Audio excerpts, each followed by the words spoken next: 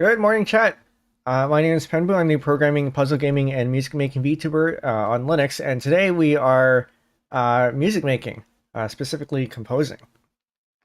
539, welcome in. It's been a while since our last composition stream. I think it's actually been a few months because our past music streams have been arranging, which is slightly different, but also music performance.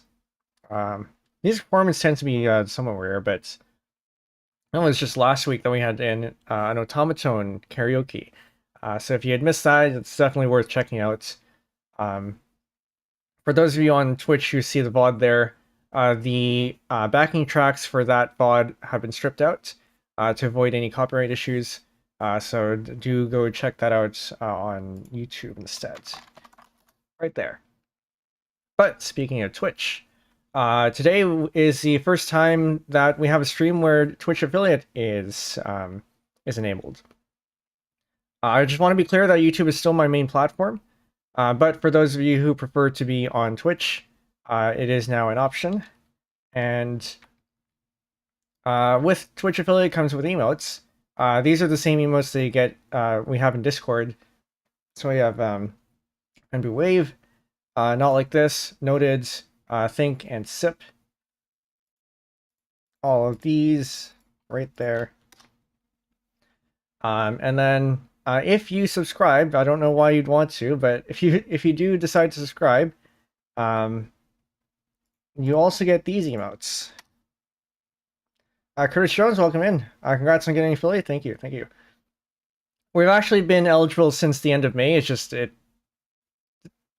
just took me until last week to actually get to it, get to enabling it. But that actually worked out because I would not have wanted ads to go through or to go on while we were doing automaton karaoke. So it's good that we ended up waiting. Slices of ham, welcome in. A few more bites. Did those bites include ham? No, not this time. It is black pepper beef and zucchini on rice.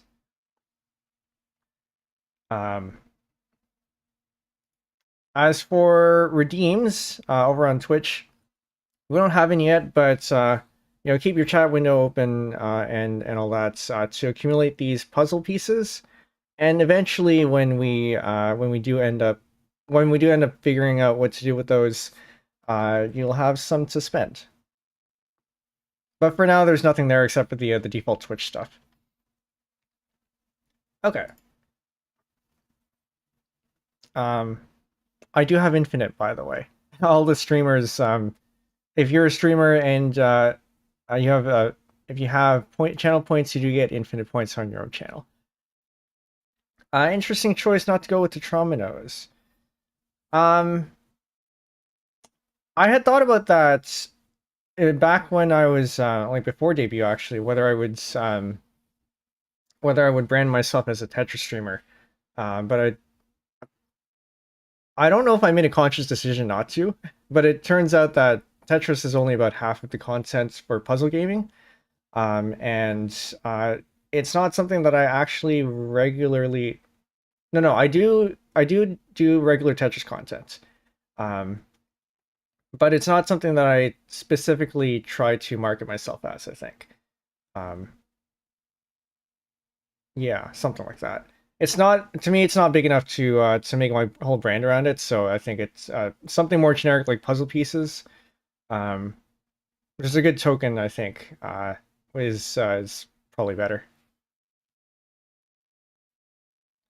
Anyway, so we have this piece here. Looking back, if you were here for the last piano improv stream, I had played a bit of this and mentioned that this was what we were going to work on next for our composition.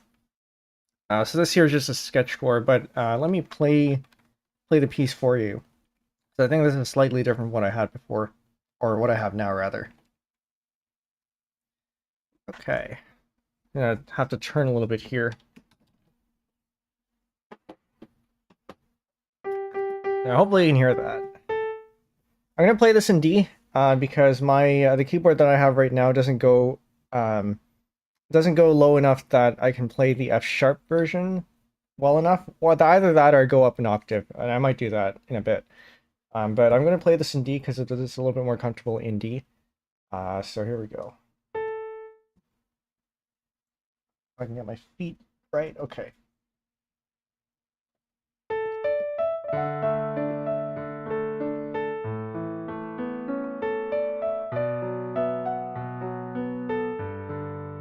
Oh, that's not right.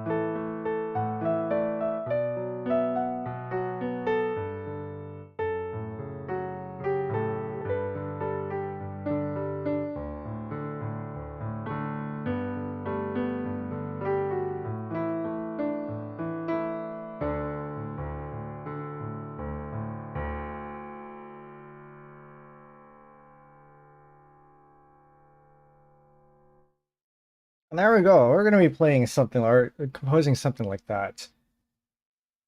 And now, if you're curious where this came from, um, so you remember our piece, "Make It Through." How did that go? The bridge specifically.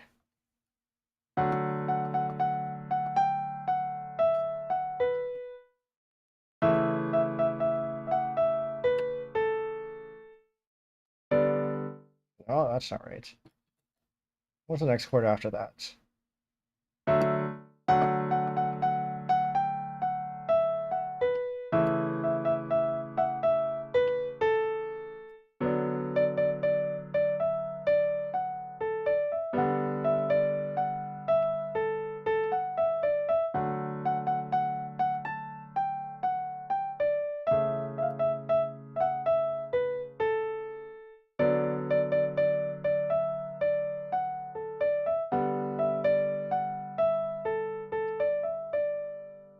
Now, I was doing some improvisation around that, and what I stumbled upon was this. Um, During the last bar of that loop there, or the phrase, sounds a little bit familiar, doesn't it?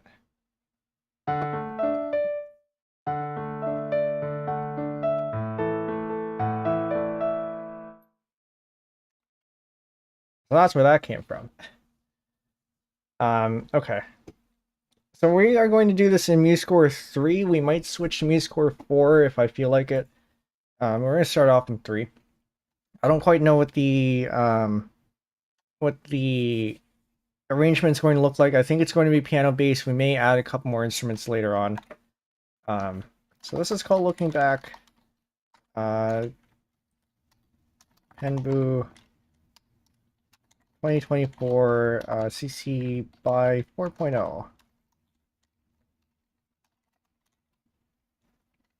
All right. We're going to use the same parameters here. So this is going to be, we're going to start with piano, I guess.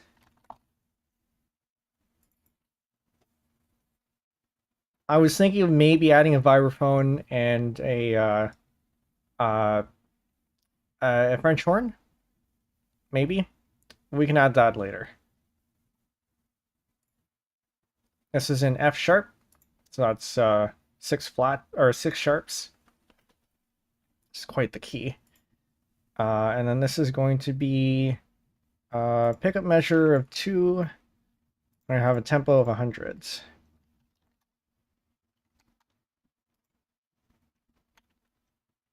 All right, go to 150.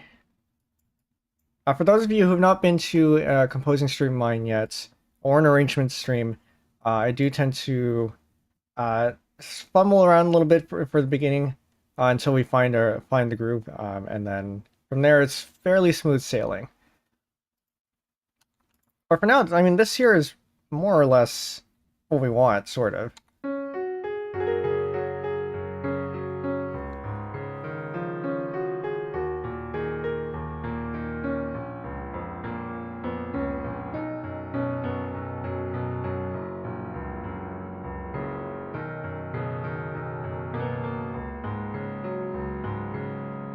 It's a little bit different. It's a little bit different from what I had played, but we can adjust that.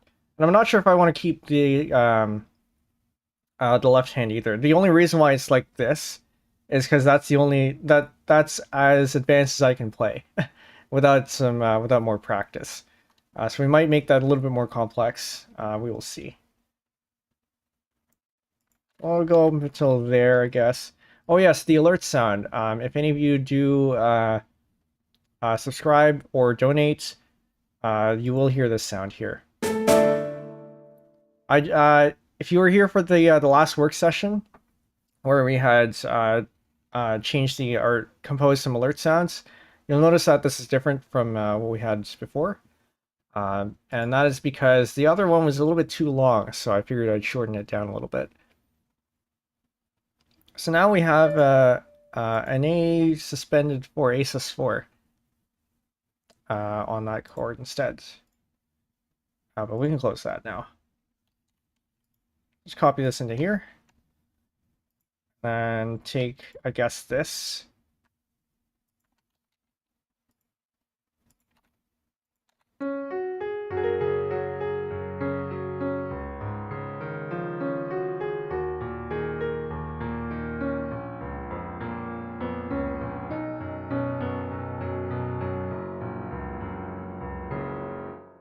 I don't know how I feel about that bit. Okay, so let's take this, because I know this is still correct for the most part. I don't think I want this grace note anymore. We'll take that out.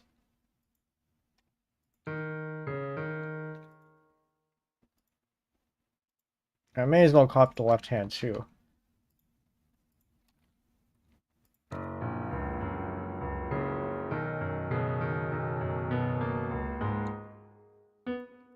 Okay, so then this is the second repeat. What we actually want...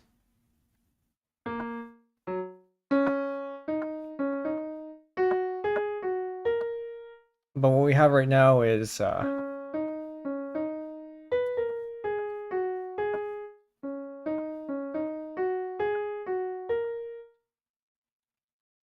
however, we end up notating that. I think that's this here.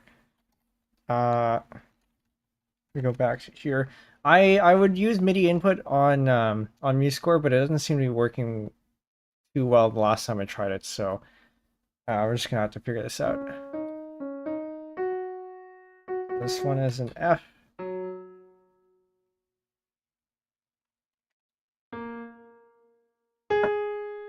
That one's a G. That is also a G. I don't think that's quite the right rhythm, but we'll find out.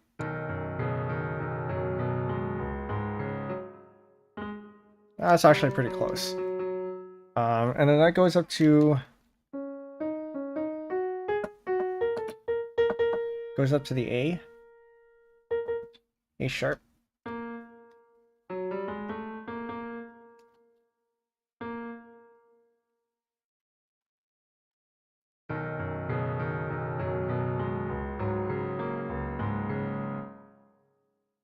And then we get this bit again. Take that, put that in here.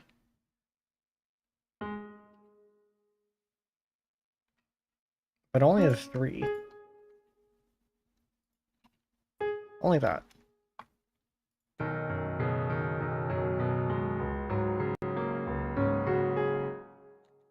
And then we repeat. I hope the audio is loud enough, by the way. I was having a bit of trouble adjusting it earlier. I think it's fine, but you never know how it sounds on stream. I'll put a repeat sign here, right there, and then maybe another one here. And we're gonna add our volt size, our line, repeat 1, repeat 2. Sounds good on the Twitch end, very good. Thank you.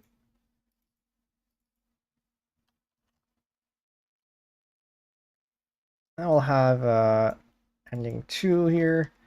Reaper, welcome in. Grab coffee to chill and listen. I will enjoy the coffee.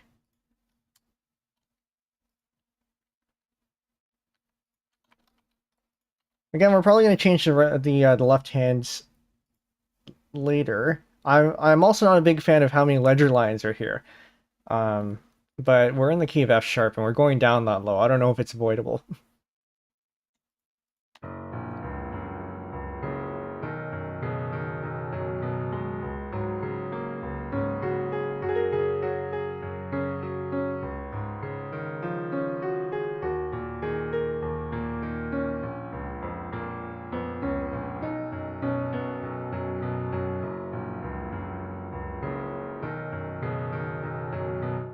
Now here's where I wish I'd kept it, but I guess I did keep it here. Because this is what we want for the second ending. So I can just copy this and get rid of this grace note. And that should give us what we want.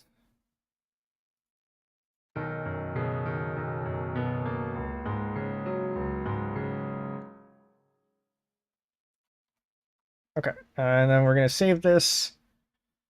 This is, I guess, no longer June 4. Oh, man. Made this all the way back in June 4. We're going to call this thing 0710. 0710. Volume's fine on YouTube. All right, very good. Thank you. Looking back.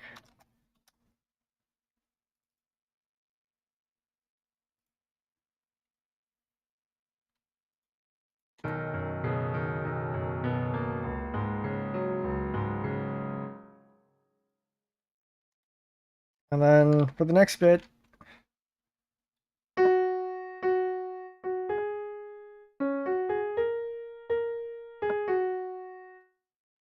something like that. That's an F. Maybe we go up an octave because it is. I don't want to hang around here. It's too low. As nice as it would be to have it down here, I think we need to figure out how to get its speed not so low. I don't know. I haven't quite figured out how to do that because we can do an octave jump here, which is the most reasonable thing to do that as far as I can see. But it is a little bit every bit artificial.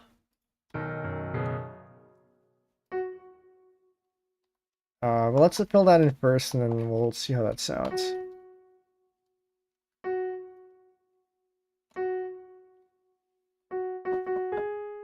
It's G.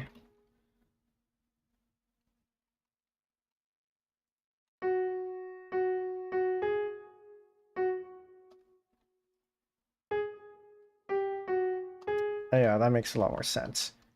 Then we have a G here.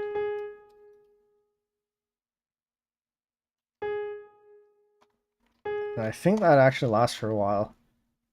And then this is another C.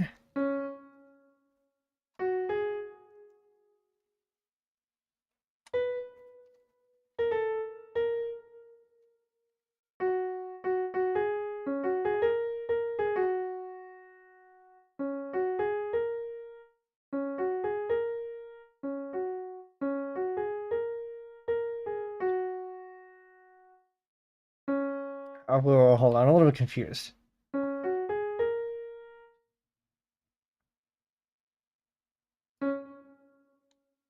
Okay, so maybe this is actually not that long. Maybe it's this here?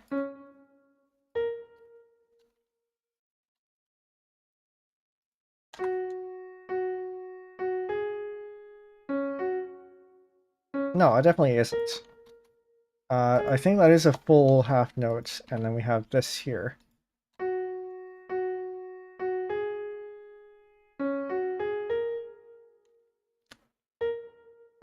Oh, right, because I'm getting confused. I don't like F sharp. I don't like F sharp major. This is not a B, this is an A. Sorry, this is not a B flat, this is an A sharp. So this is what we had earlier was actually correct. Put that back.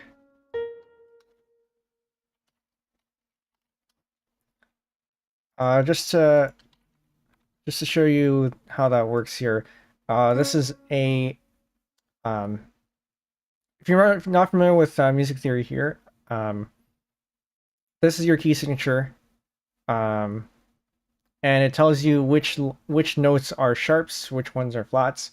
So F sharp here means that all of these notes are sharp by default, which means this A here is an A sharp, which would be this key here, because this is A natural and this is A sharp. Sharp puts it up by semitone. But in the same manner, flats move things down. So this is a B and then B flat. Notice how A sharp and B flat are the same key. And I usually think of this as B flat, so that's why there's a little bit of confusion on my end. But it is an A sharp, and this is correct. Twitch is going on an ad break in about a minute, so we will see you in a bit, but we will keep going.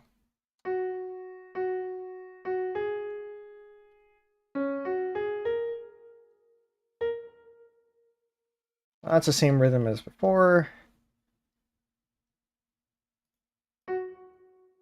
Let's take that. Put on a different note. Val, welcome in. Hello. You're gonna get hit with an ad soon, but we'll see you in about a minute and a half.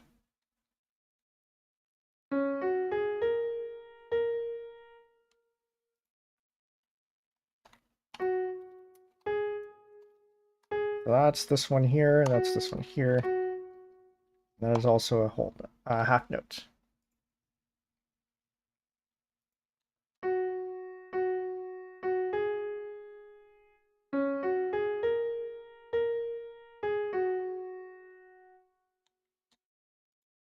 Well, Stream Elements is supposed to tell us when there is an ad, and it hasn't told us yet. I wonder if it actually did go. Ah, there it is. Yeah, we're gonna have to get used to this. So I haven't quite figured out how. So the idea here is that, and I'll repeat this for the Twitch viewers later. During the ad break, I don't expect to pause any activity. So we should be able to keep going, but I do want to make sure that the Twitch viewers who are in an ad break don't miss anything important. At the same time, I don't want to degrade anything for people who aren't in ads. So that's YouTube viewers and people who have subscribed on Twitch. So this is going to take a bit of balancing.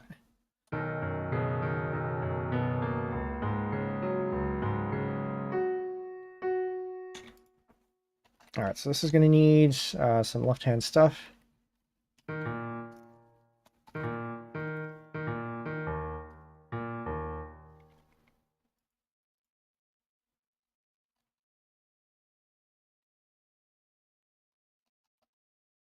That's a pedal.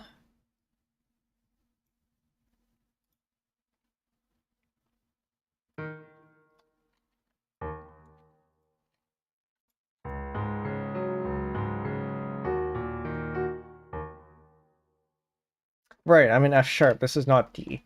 So that needs to go up to this. Welcome back, Twitch. There we go. Yeah. So as I was saying during the break, I don't expect the idea with the ad breaks, I feel, is that you shouldn't be missing anything important. And if you did miss something, I will recap it for when you're back. Um, the ad schedule is a minute and a half of ads every half hour, so we'll get this again in about a half an hour. That's what you get with Twitch affiliate. You got to deal with ads. YouTube will get there eventually, I think, but I think we need like 500 or 1,000 before we get followers before we get monetization. So we're quite a long way away.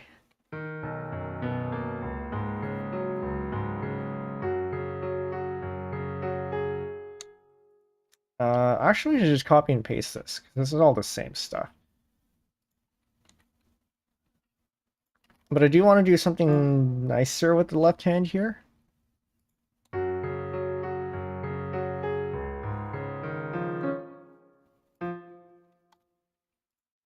Like do something here-ish.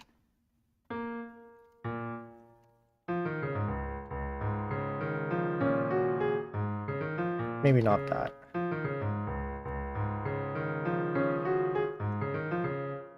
And then we can go down. Don't do that. We can go down, so this is an A, C, E. We can give it that, I guess.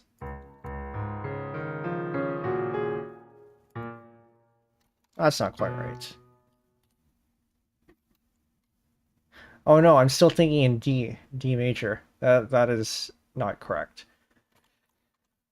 All right, let's pull this out. So our first chord is an F sharp major, and then our second chord is a C sharp major.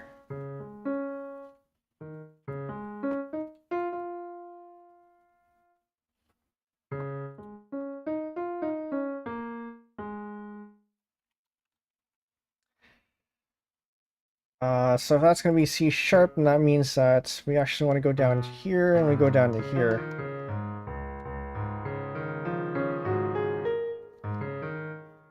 Or not. What happens if we do that?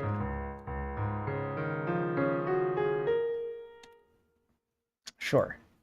And then we copy over this one.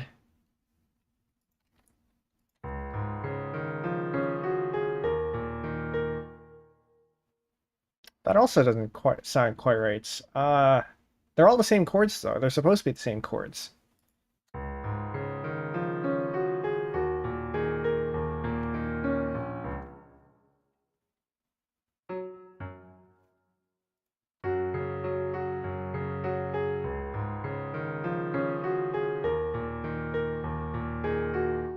Okay. Maybe it sounds better in context. I'll just copy this. I don't know if I agree with this, but right, no. We are actually skipping chords here. So the chorus, or whatever we want to call this, does the whole Pachelbel's canon cadence.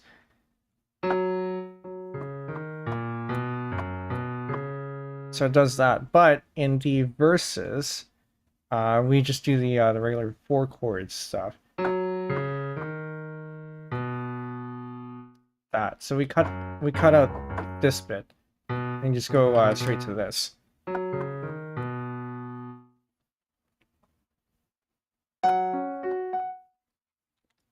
Let me pull out the pedal.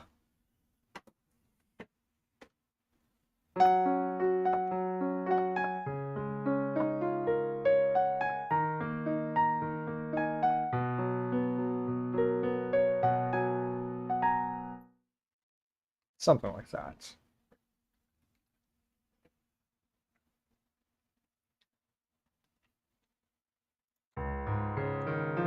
So actually then that means that we want to copy over this one.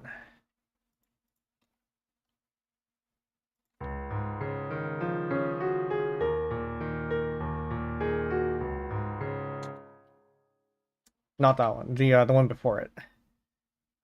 This one.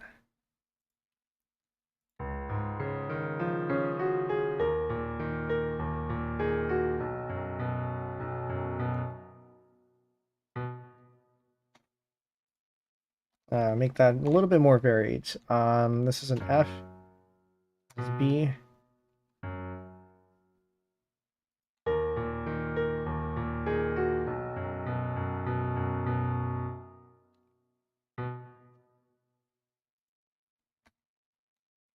I'll make that an F. Do I want to add more instruments? Maybe. Because it is sounding a little bit empty.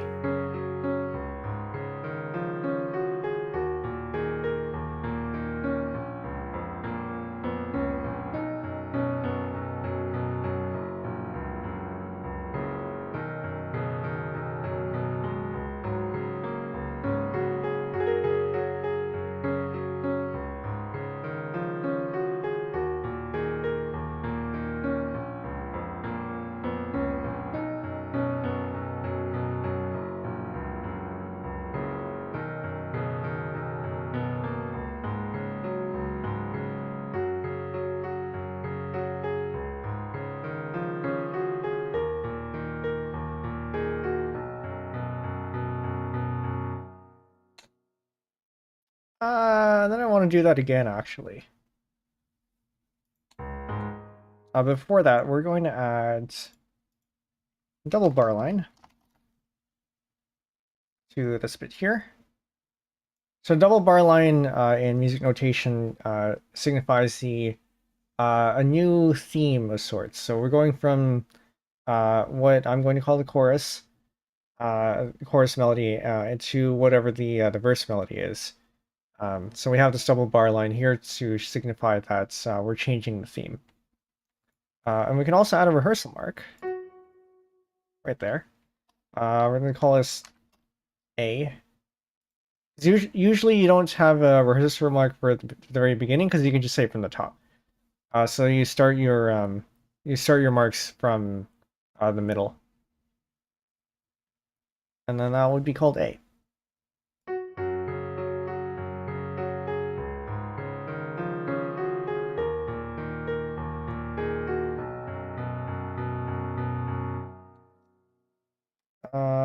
Huh.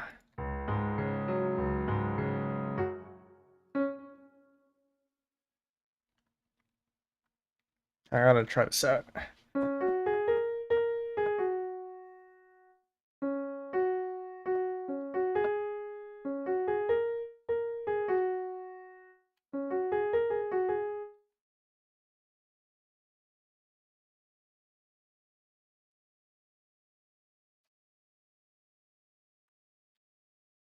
I guess we just copy this. We're gonna have this as 8 bars, I guess. By the way, if any of you have any questions on what I'm doing or like music in general, feel free to ask, and I will be happy to answer. Because I do want, if you are curious, and you think there's something you can learn here, I'm definitely I do like to make sure that people who want to learn can learn from this.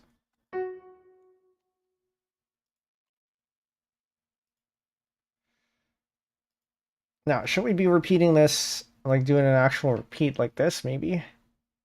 It could make sense to do so. We can fold it in later.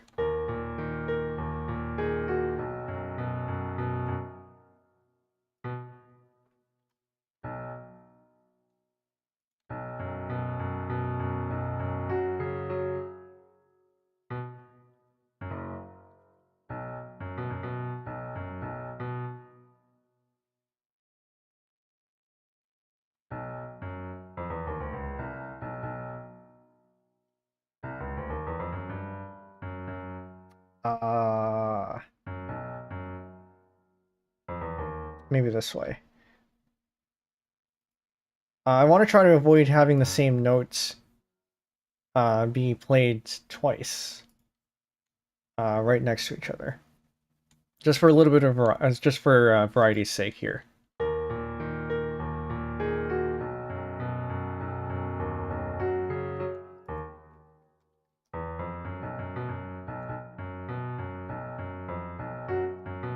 Oh, yuck, no.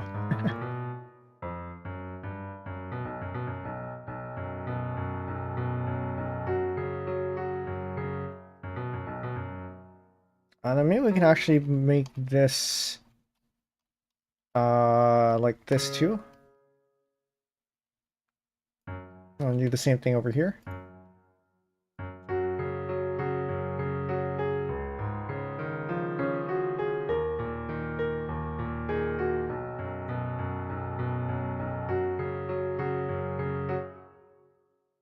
No, there's definitely something different that we have to do here. And I don't know if I like this one either. I'm going to leave that as is.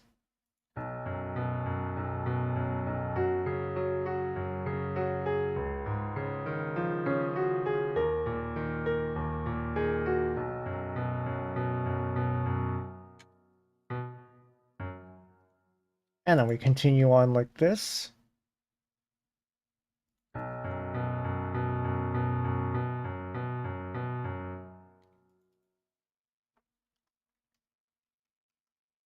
I have ideas for this where we drag it out by another bar or so. But I don't want to get to doing that too early because I have a feeling that's better suited for like a bridge like section.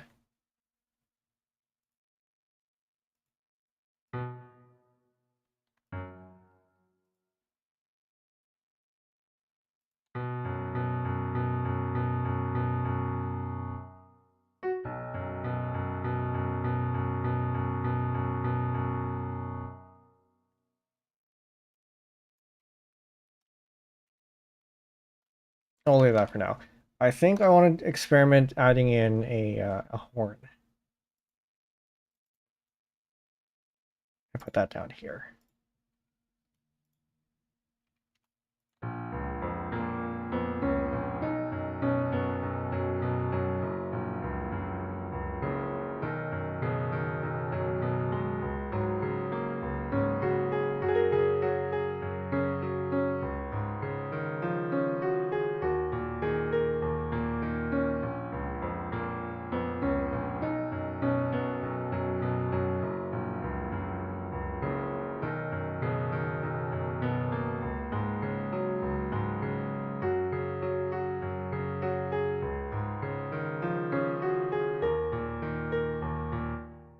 All right, so we're gonna have the horn take the tonic, so this will be an F. Or,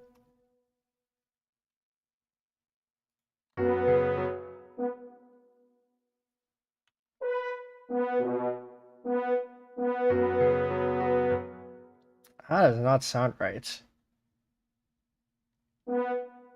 Right, because I need to be in concert pitch. I'm gonna make that concert pitch. So some instruments, such as the horn, they are written in a key signature that's different than what they sound like. So in this case, the horn in F, it sounds. No, I always get this thing backwards. I think if it's written in C, it sounds F. So, I mean, the main idea here is that it's a transposing instrument, and the way it's written is different from how it sounds.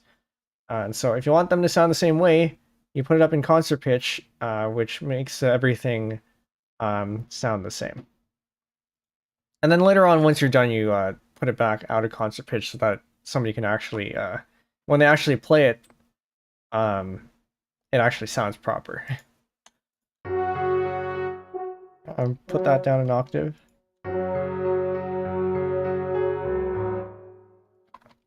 Okay,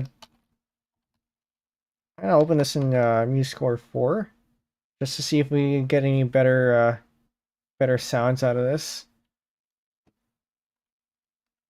Open.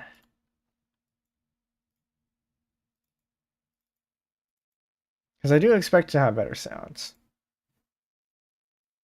Because Muse Sounds is quite a lot better than the sound font based engine that MuseScore 3 has, but sometimes it is a little bit wonky.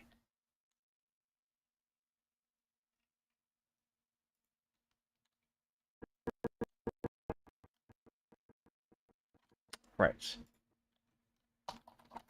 I gotta use my wrapper script so that the audio settings are actually proper. Let's try that again.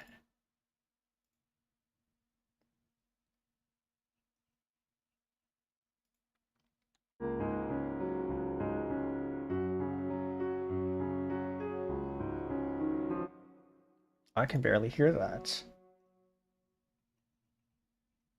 Let's add... Not tempo. No, not tempo. I'm looking for dynamics. Mezzo forte? It should default to mezzo forte already.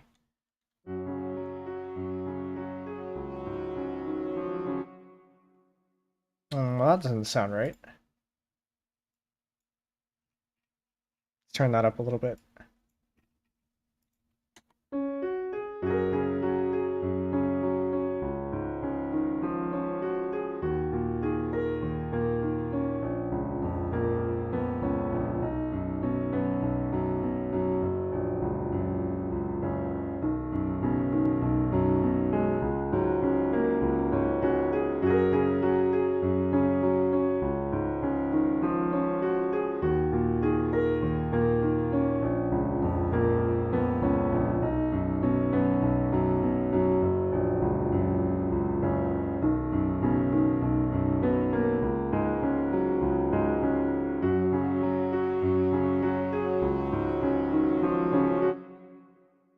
Wait, no, of course this is wrong. Cause we change chords every bar, so this actually needs to go down to a C sharp. Or up to C sharp, whichever is the case.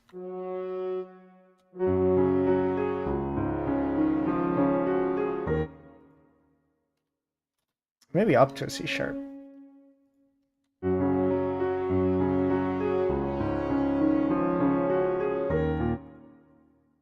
And then this would be a D sharp.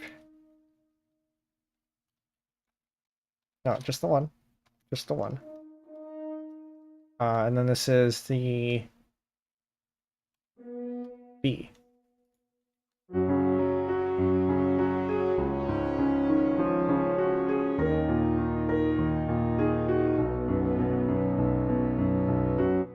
I think it could sound okay. See what it sounds like over here. So this is once again the C. I'm gonna go up, and then D, and then B.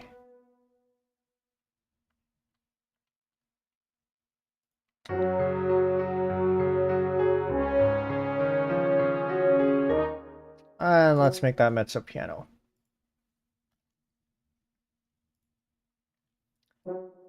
So these markings here are dynamics. You have at the very basic, you have piano and forte. Piano being soft, forte being loud, and then you have mezzo, which is medium. So mezzo piano is medium soft. And then earlier here we'd have mezzo forte, which is medium loud. So from soft to loud, it's piano, mezzo forte, and then forte. And then you can add multiple P's onto this or multiple F's to make it even softer or even louder.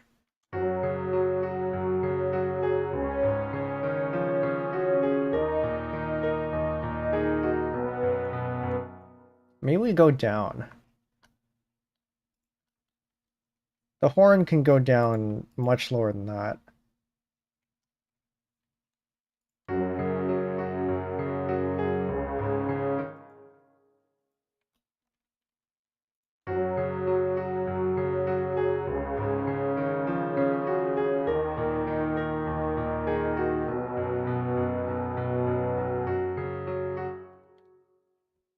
I don't know how I feel about this.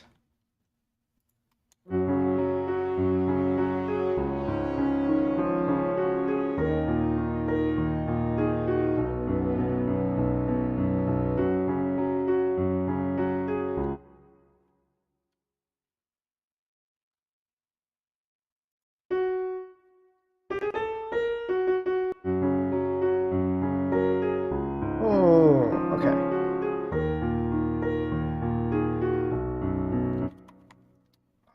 I like that. I'm undecided on whether I want to continue in 3 or if I want to switch to 4. Because 4 definitely sounds better. I don't really like the piano sound here.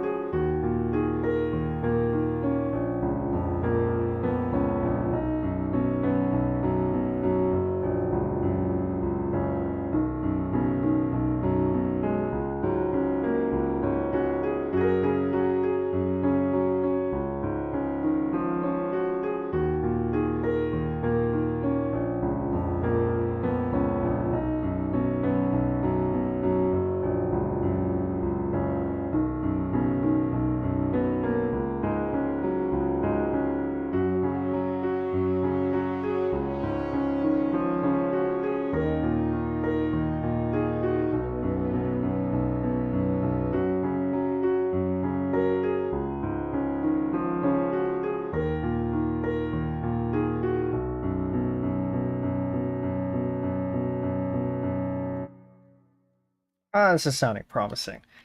Okay, maybe we do switch to music score 4 then.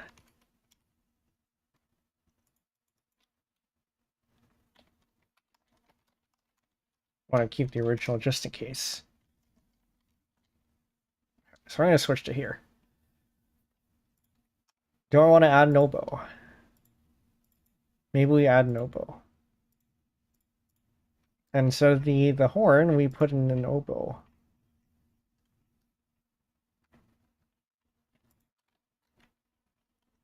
So this is usually, I think, my mode of operation when it comes to composing stuff. I know in our previous composing streams and arranging streams, I composed for specific ensembles, but back when I started, composing, it was actually more so just throw in whatever sounds good. So we're going to be doing a little bit of experimentation here.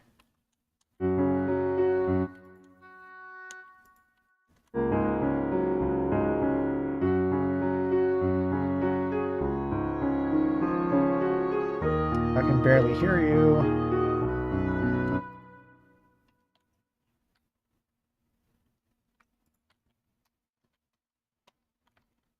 Yeah, I can't go down that low.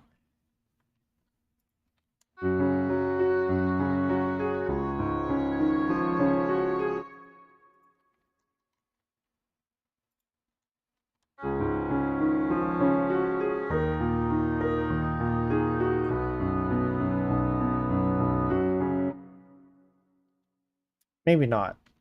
Maybe we keep that on the horn.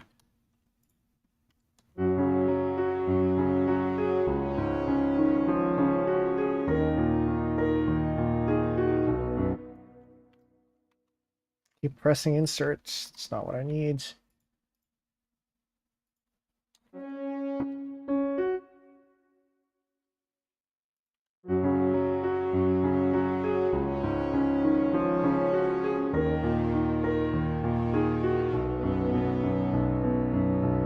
It's a little bit mellower. I don't like these jumps, but I think it might sound a bit better.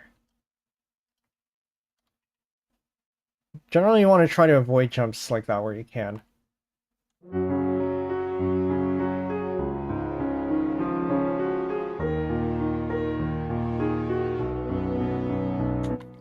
But it sounds better.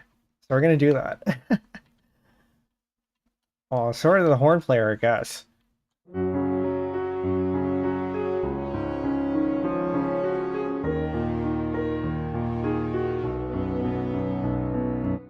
It's not that bad. I also mentioned that I wanted to try doing a vibraphone in here, so maybe we'll give that a shot. I put that right there. I don't know where to put this though, or like what to do with this.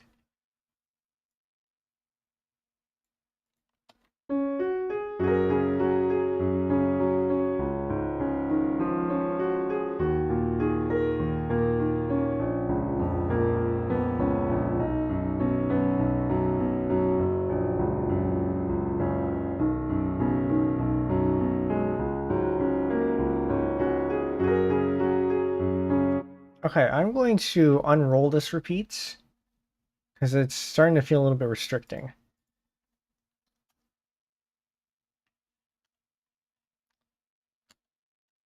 Where is part 2? There is part 2.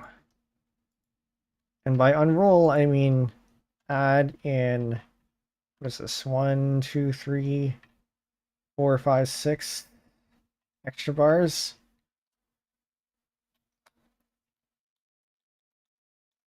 Like that. And we delete this bar, this double bar line here. Delete this repeat here too.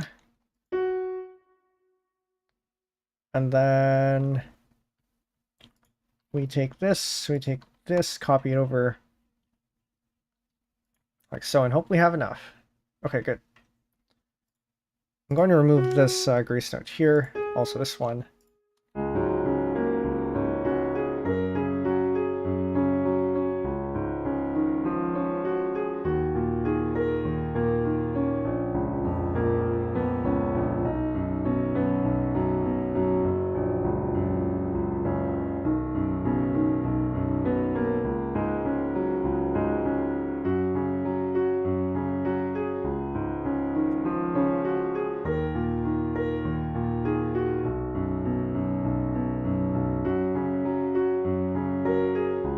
I don't know how I feel about that.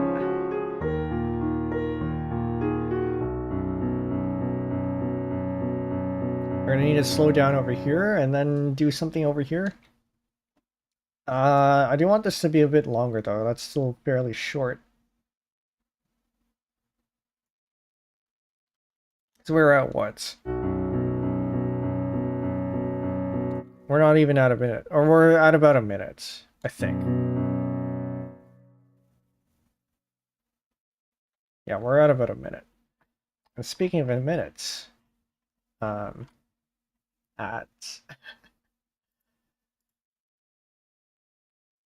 oh, we'll maybe adjust the ad schedule to be a bit less annoying. So if you have any feedback, let me know, and maybe we can consider adjusting that.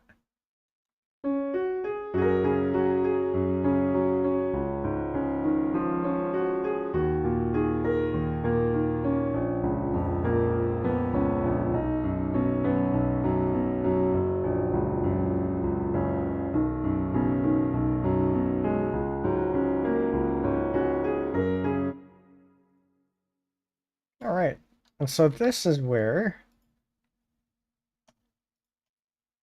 we put this in.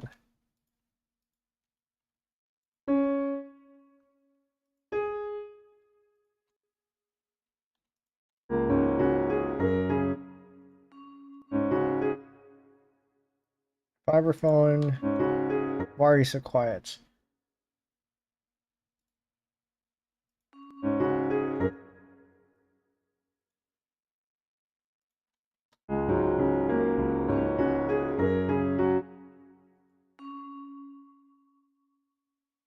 Really? Do I have to change you to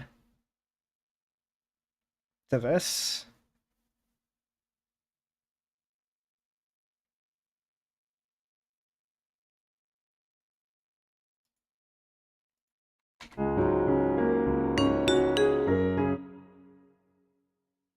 That is not a good vibraphone sound either.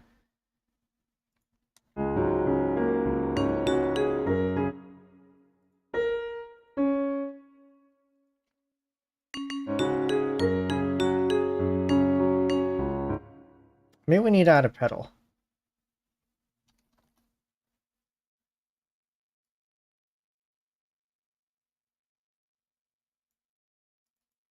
So vibraphone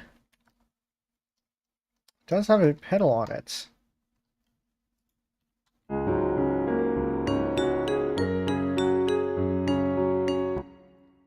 But maybe this needs to be on Muse sounds for it to go well.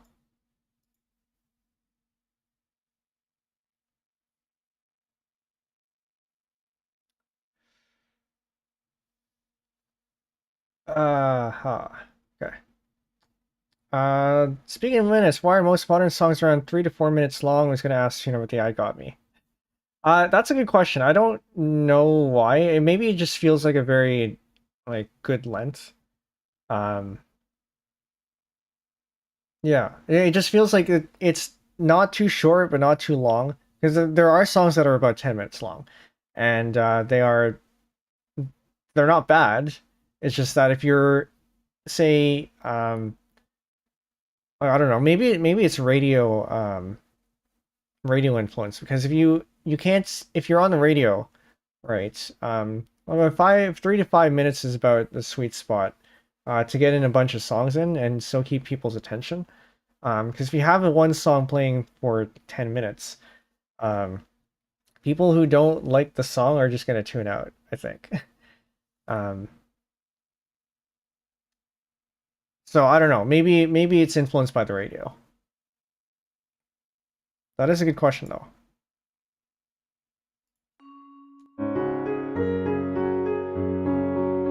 I can't hear this at all.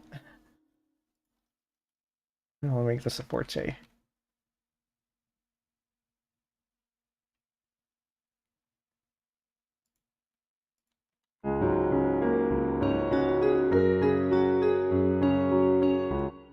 That does not sound like a vibraphone to me either.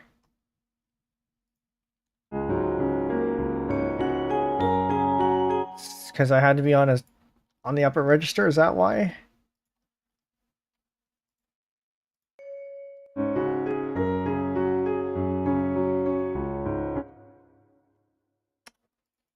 Make this a forte. Does that actually change it to a forte? I don't know.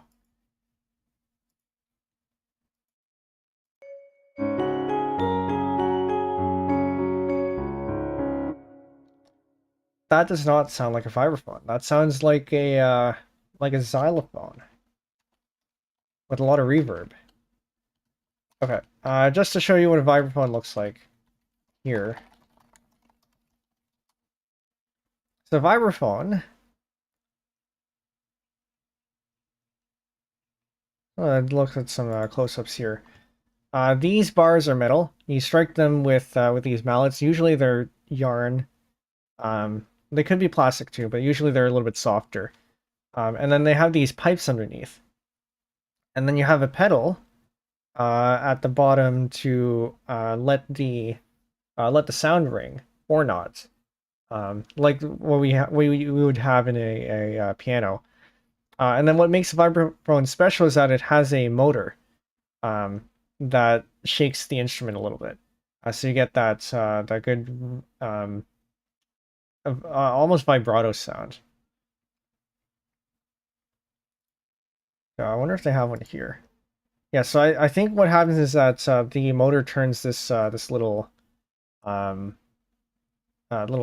here, and so that the air gets stops or it gets blocked and unblocked.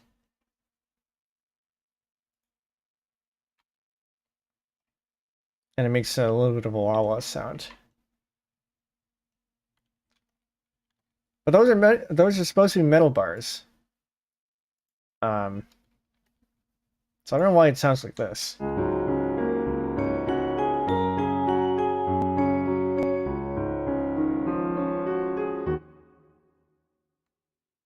But I guess, okay, sure, fine.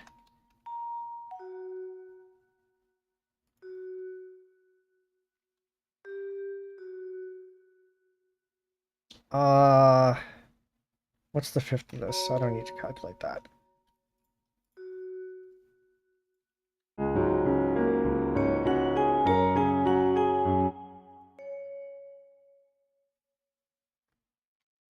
Maybe we simplify this a little bit.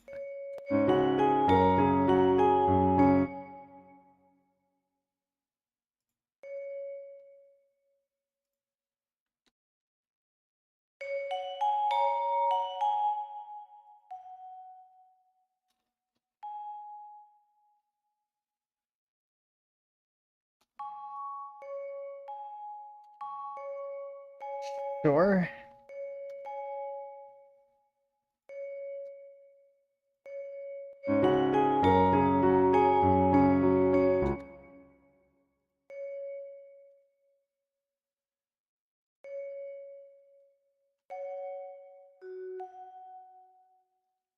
Oh. No, that's not too bad. So we have this descending thing here, which might work out pretty nicely.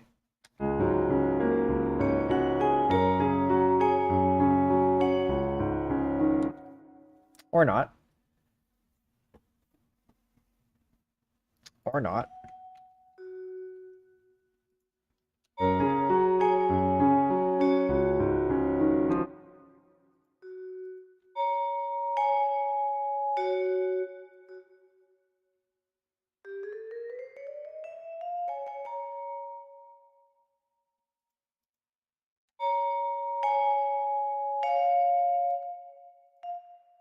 So we do go into the C sharp in the next bar.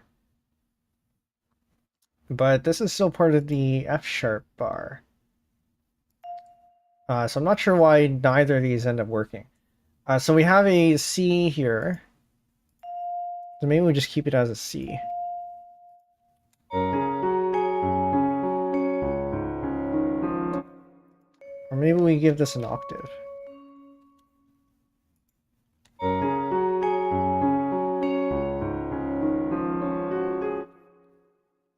Sure.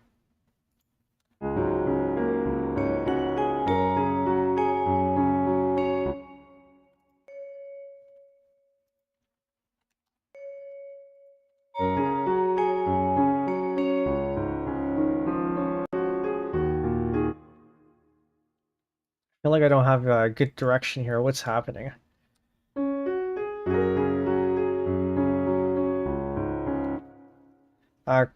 Is there a place we can go to find some of your finished compositions? Yes. So for those of you on YouTube, you're already there. For those of you on Twitch, there's a link to my YouTube channel. If you go into the videos tab, you should see the compositions that we've made so far. Well, there's not a lot, but we do have a few.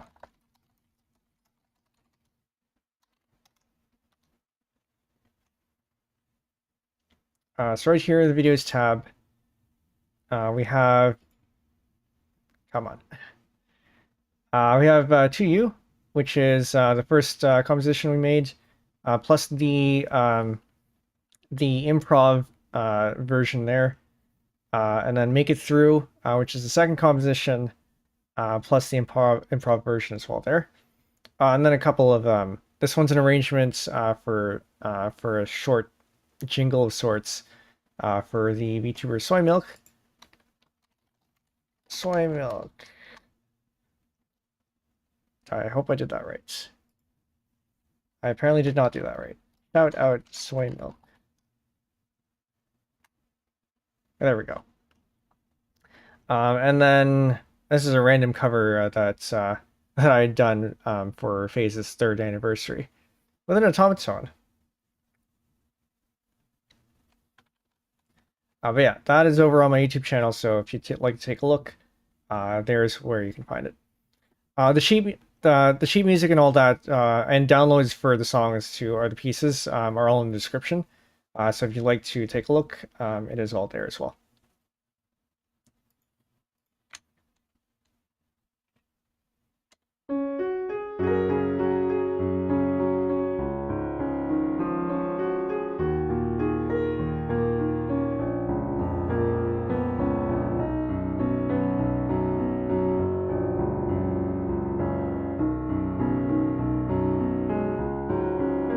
Okay, what if we throw this up an octave? We can throw this up an octave, maybe. I don't think it'll sound good, but it's worth a shot.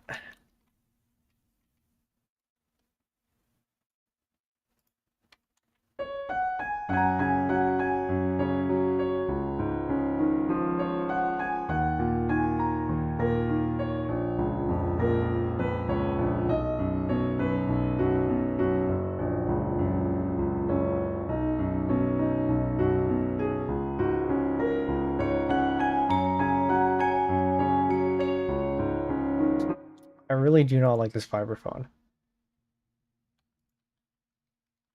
What if we put it down by 1?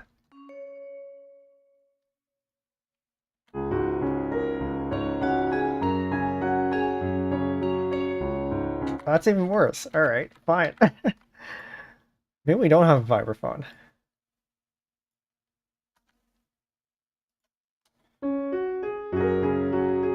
But what I would like to do is make this a little bit more complex. And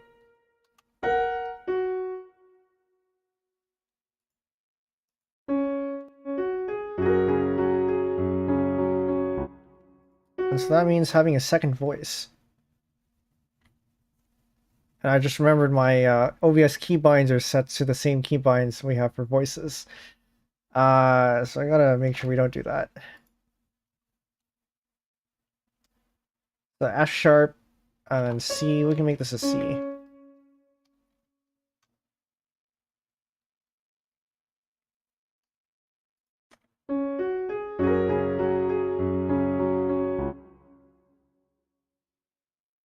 And then we have, well, we can make this another C. I mean, this is the same thing that we had for the vibraphone.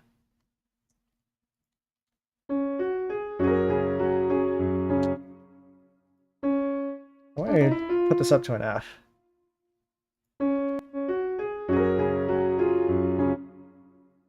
Why does that sound wrong?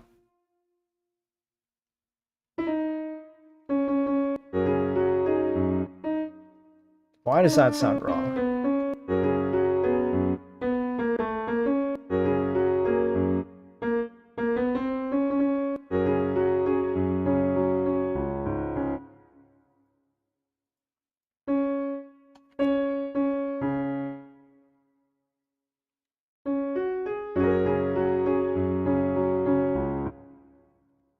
can't keep putting C's on there.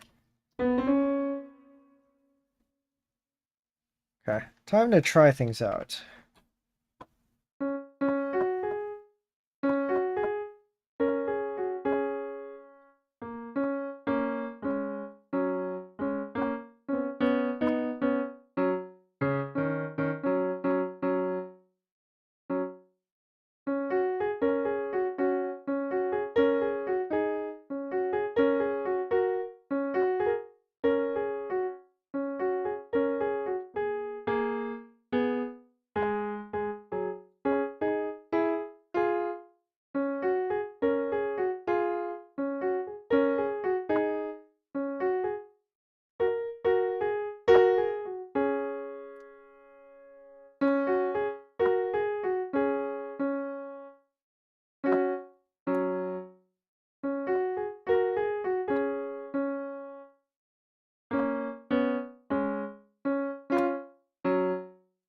There's got to be a note we can add here somewhere. Harmony, man. Okay, but that tells me that we should probably make this an F instead.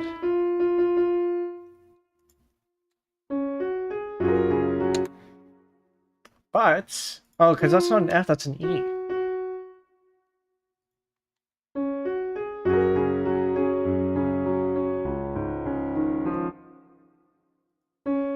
I mean, I guess it'll have to do.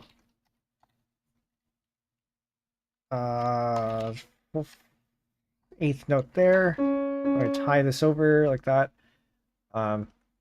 So the tie here, for those of you, why does it look like that? MuseScore 410 usually has better better layout than that. But anyway, the tie here, and maybe it's a little bit easier to see over here. If you're tying two notes together, it means add the length of the second note to the length of the first one. So here it is the length the duration of an eighth note plus the duration of a half note. Whereas here it's duration of 2 eighth notes, which means 1/4 note.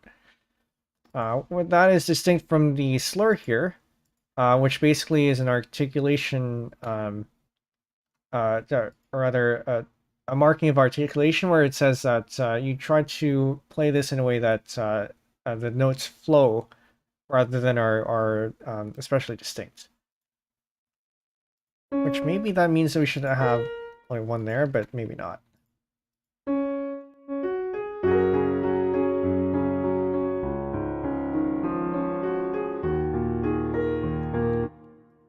There's got to be something we can do over here. But okay, for now, I guess it'll do.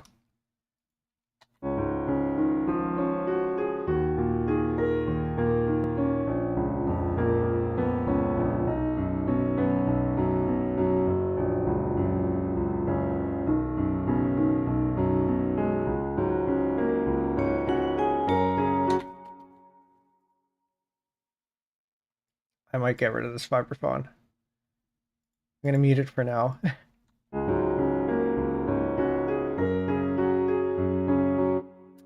But you know, we can now. We can add a flute.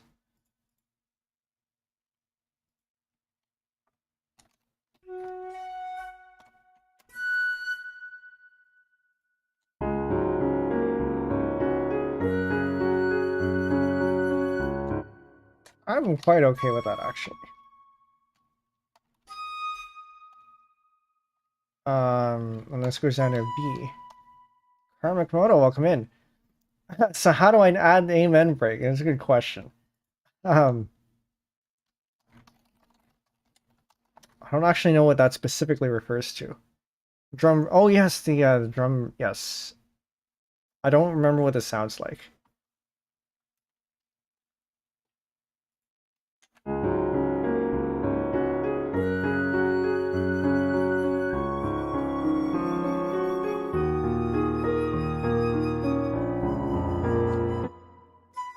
No, we're not in that mode yet. This goes down to the B. Or no, this is an A sharp. Yeah, so we're just gonna get rid of this.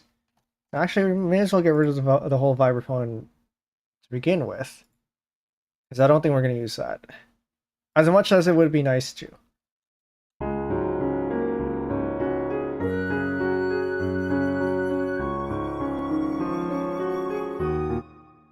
going to move this down.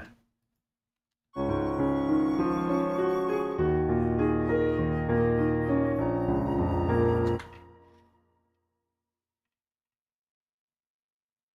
don't want to be switching off just like that, though.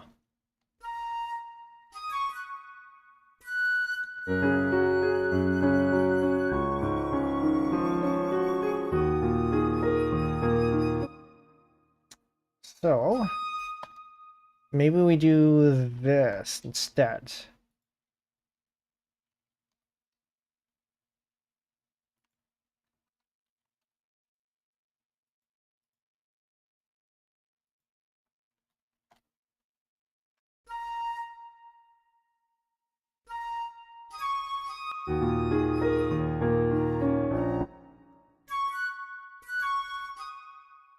We go down to a G, and then we make this an A, and then we tie that over.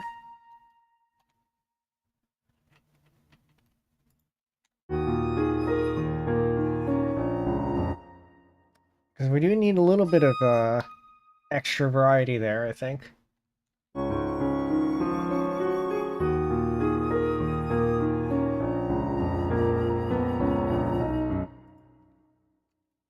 Well, anyway, let's fill that in. So this is a B, and then this is back to an F,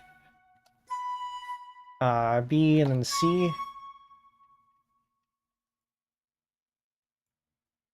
I feel like we might be pulling out the instruments a little bit too early, but no, I just will give it a shot.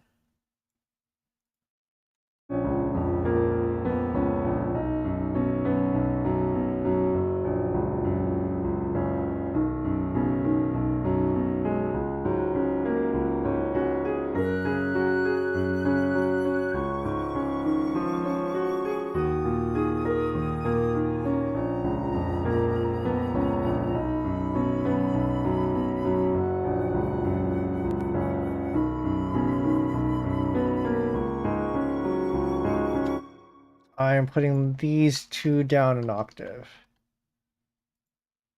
And then adding something here. So this is a B, D, F, so I guess we can put... Oh, no, this is already an F. F, F, B, F. Go down to a D. What is this? There's so many ledger lines, I don't know what this is anymore. That's a C. So maybe we go down to a C. Or an E. I learned to read music a long time ago and only practice it when reading threatening music notation Twitter memes. It's a good, it's a good account. I do enjoy the stuff that's posted there. One of these days, I do want to do a music notation primer, so that's you can, for anyone who doesn't know how to read sheet music, you'll learn the basics, and for those who do, I guess you'll get a primer on the basics. Not that you need one. But that also, I think, will lead to an exercise where we go through your first composition. And so I walk through how you can make your own composition. But that requires prep, so that's not going to be anytime soon, I think. And I think I would like to have more people to broadcast to, just so that, because I think a lot of the members that we have now, a lot of the penbuds are fairly musically inclined, and so perhaps it won't be as useful to them as it would for maybe a larger audience. But maybe we are at a large enough audience that we could do it.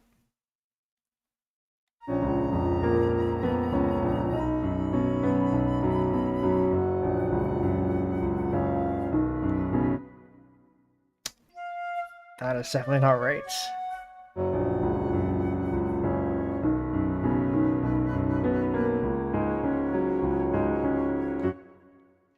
All right, well, that sounds better.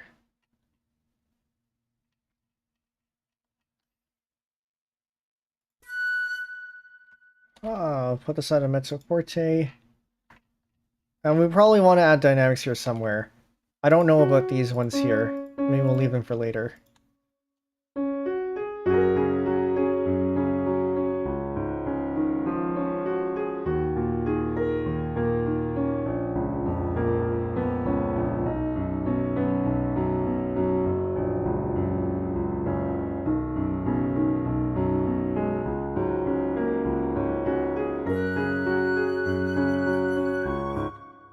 No, I need to be mezzo piano.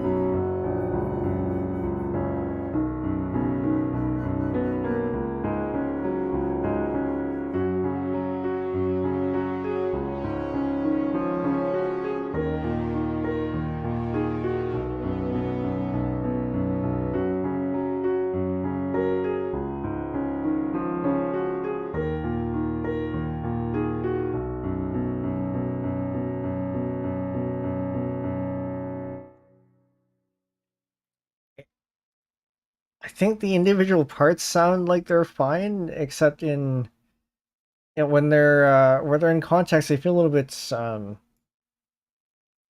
disconnected. Like there's nothing really tying them together. It's just one part, and then there's another part, and then just kind of they don't. There's no. It doesn't feel like there's a reason for them to exist. So when you're composing music, you want to tell a story, or at least this is one way of looking at it. You want to tell a story, and when you have a lot of instruments, you want to try to blend them in such a way that there's a reason for them to bounce off of each other. So, for example, why would the flute stop here and the horns start here? Is there anything connecting these two? I don't know. I don't think so.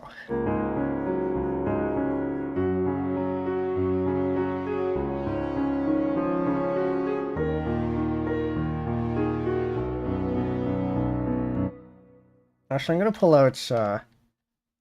out. Another work in progress that we have pieces. Once this thing loads, and hopefully before the ad break comes in.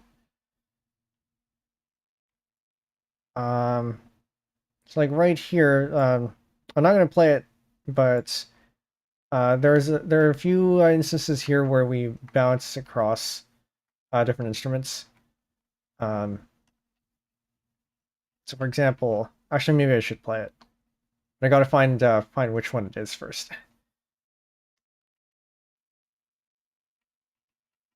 Like for example, over here.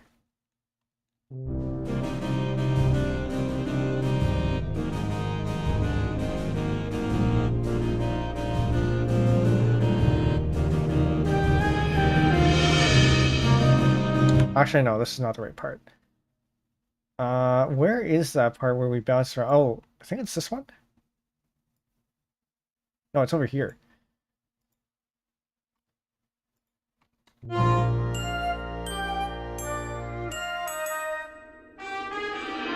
go from the trumpets, and we pass it off to the flutes.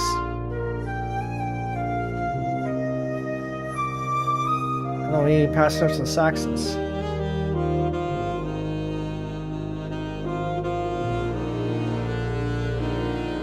And then they all come in.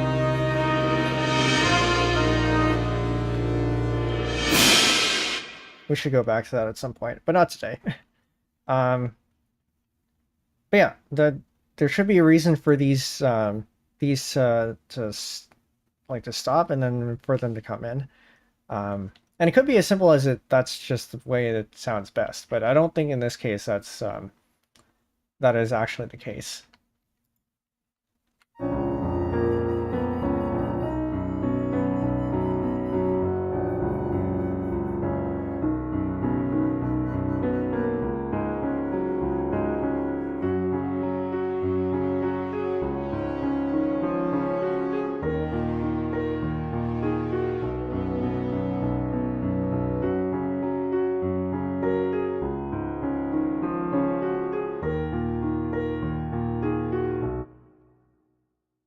we put this melody on the oboe?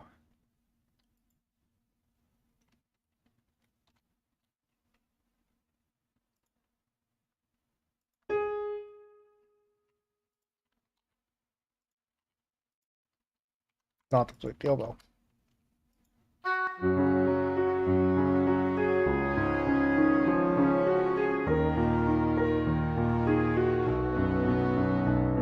Oh, I actually like that. Let's get this mezzo forte.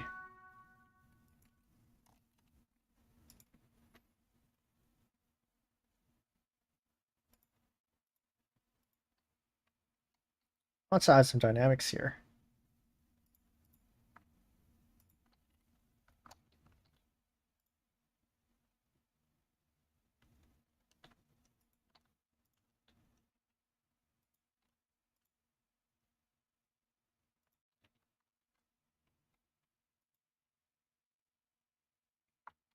You scored 4. Are you okay? It's not supposed to be like that.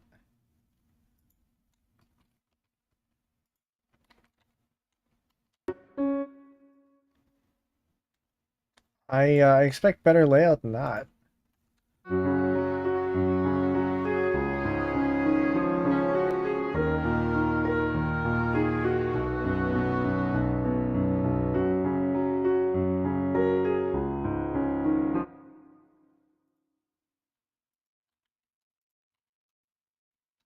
No, we'll take this, but also double it up on the flutes.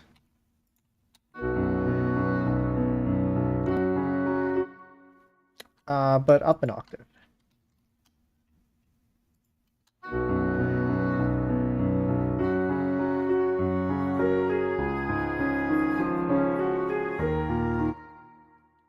Maybe up another octave, because flutes can go apparently not that high. Okay, we'll leave it there then. Also, this is incredibly annoying to play on these instruments. They're certainly playable. They're certainly playable on these instruments, but having all these sharps is kind of annoying to play on flutes. And probably on oboe too. On French horn, I think it's fine. Piano, it's definitely fine.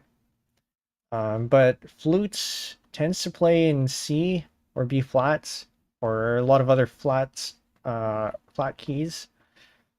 F sharp, kind of annoying. Not that I play flute. I played a bit of flute back in high school because there was an assignment where we had to switch instruments with another classmate for a week. And so we had to learn how to do that, and there were a lot of flautists in the class, so chances are you got stuck with flutes, and I was one of them. Flute's not a bad instrument. I think if I get the opportunity to get my hands on a flute, or rather, if somebody gives me a flute, I probably would consider picking it up, because it is actually somewhat difficult to blow into the mouthpiece. But it would not be my my instrument of choice, I think.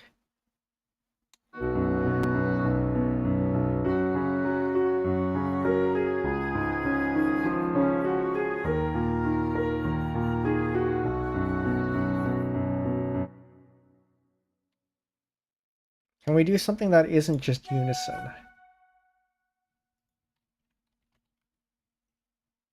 Oh, no. We pass the melody up to the flutes. And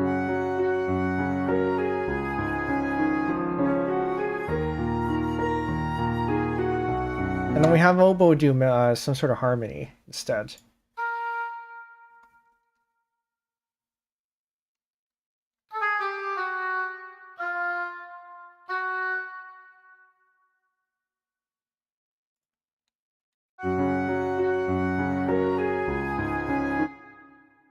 Harmony means going up to the 5th, I guess, or the 3rd. We can go up to the 3rd.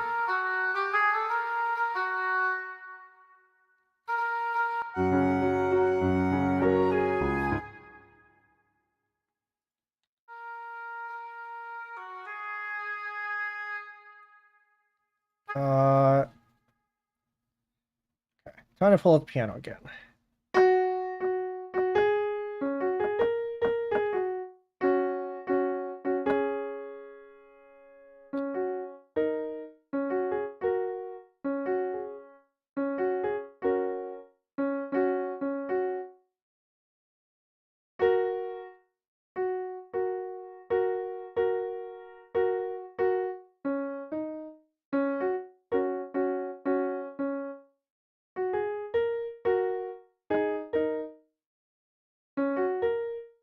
So we start with an F major. We go down to the C.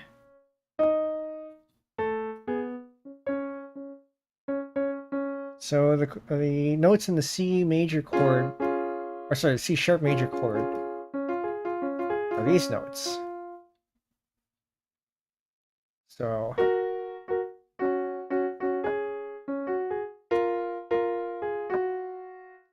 S, really the F natural.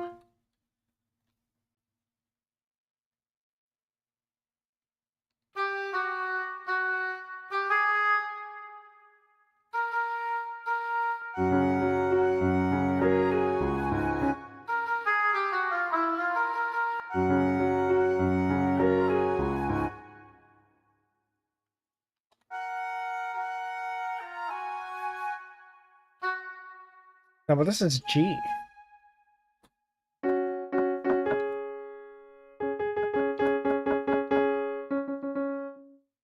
So maybe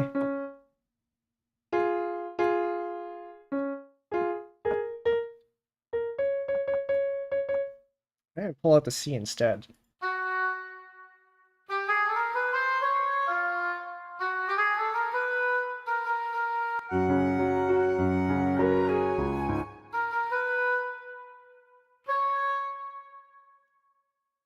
Which doesn't make sense.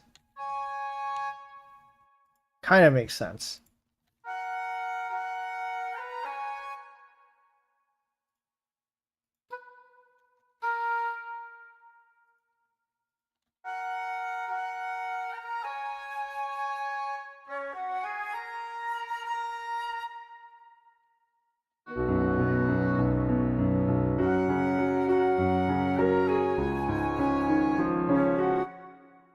I definitely want to have something in here filling that in.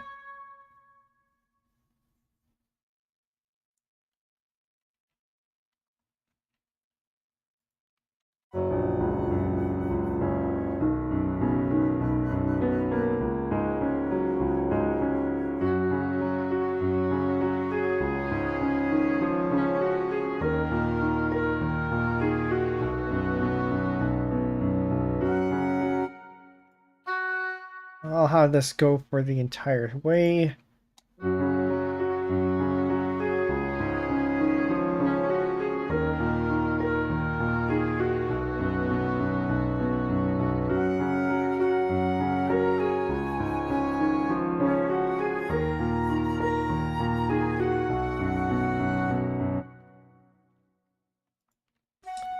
And then also have these as whole notes. We bring this over like that. And then this gets demoted to... Actually, no, this is fine.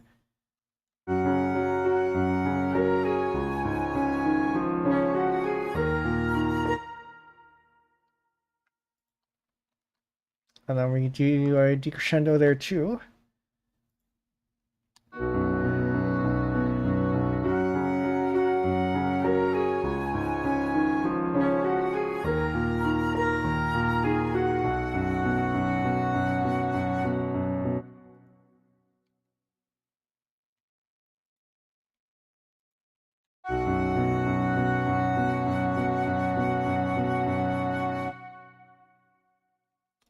Maybe just half that.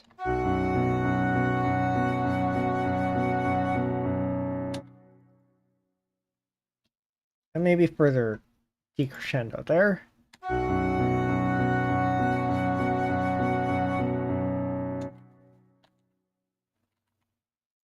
Or maybe we make an explicit piano.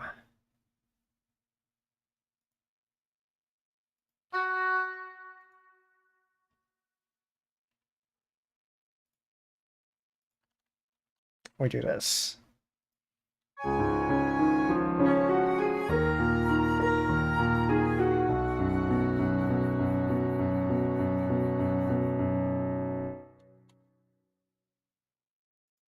Maybe we don't have this note.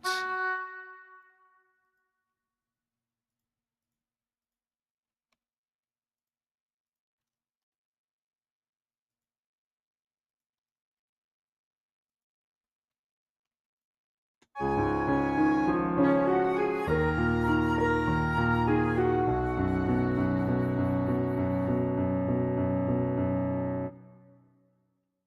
right, I'm liking how that sounds. From the top. I think I need to hear this in context.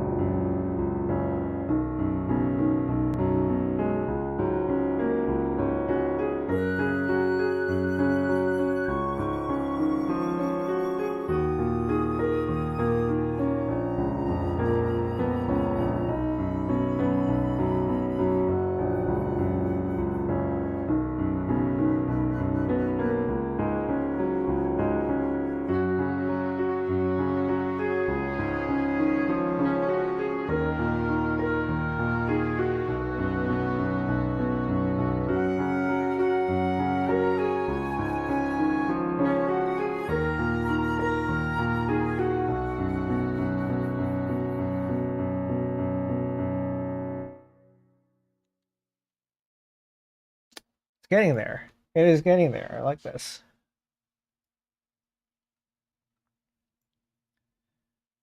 Okay, so we're gonna add some dynamics here. This is a mezzo forte.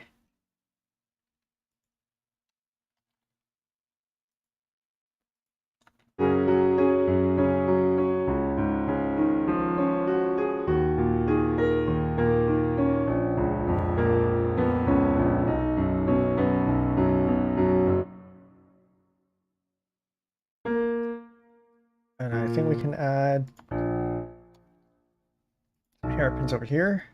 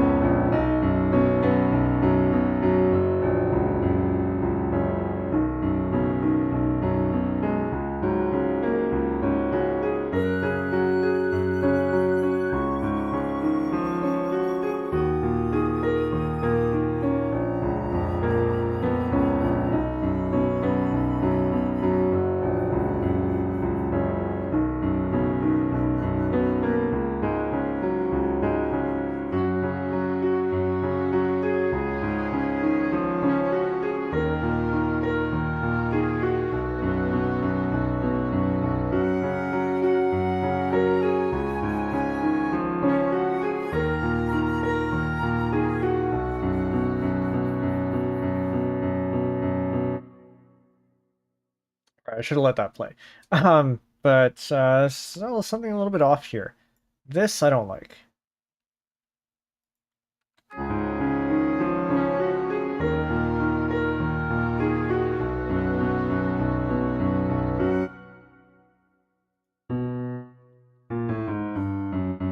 Now I said I didn't want to play the same notes like this, because then that would be doubling up here, but maybe it's fine if I do it this way.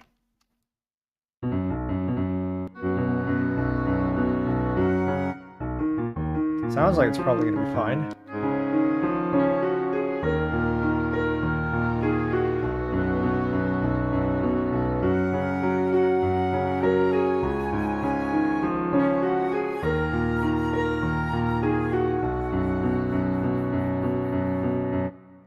I'm gonna put a writ here.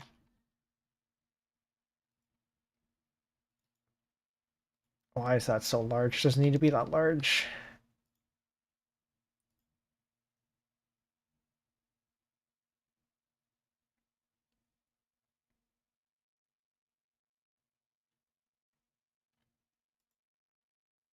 Amount by 75%. Maybe that's fine.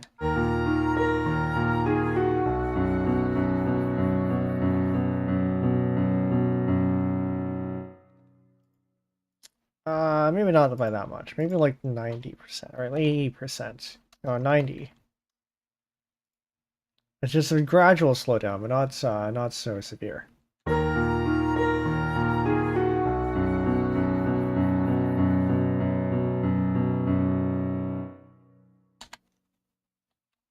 like so. That works out pretty well, I think.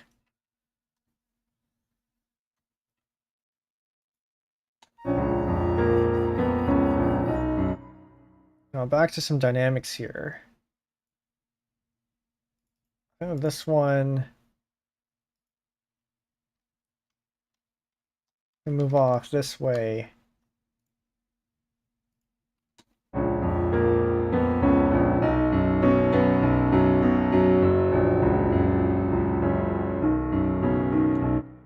Nah, gotta be from there, I think.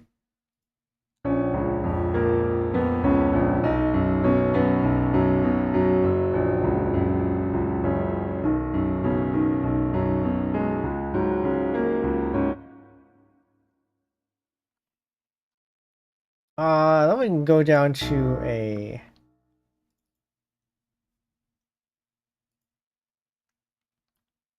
I don't know, piano here. We're going for mezzo forte. Just piano.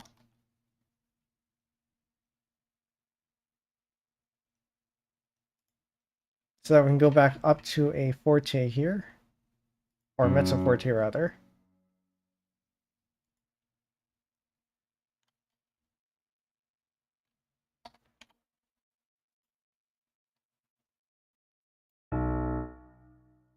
And then dynamics like that.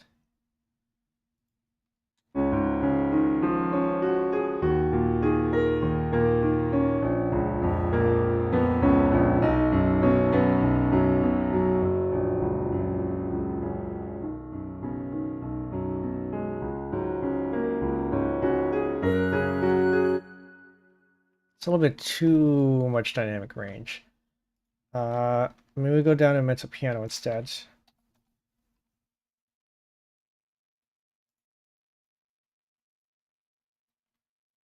Which is about the right place for this to be anyway. So if there are no markings, if there are no like explicit dynamic markings, usually for these hairpins, you can go all the way up to the next. You usually, as a guideline, go up to the next next dynamic step. So if it's a mezzo forte, you see the hairpin, you go up to about a forte. Now this isn't strict or anything. Up as you as the performer has the discretion to go a little bit less or a little bit more.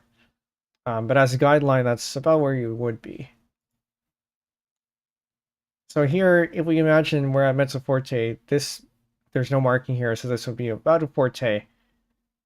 Oh yeah, okay, so then that would actually drop to a mezzo forte. So we probably should go down to a mezzo piano in that case. So we can go back up to mezzo forte later.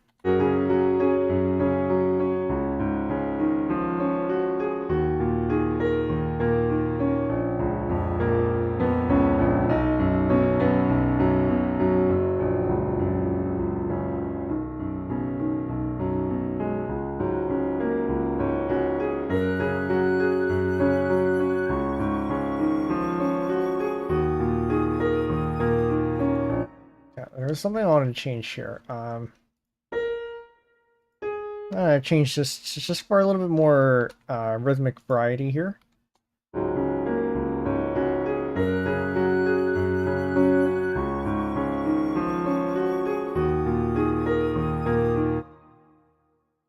And then let's mirror that over here.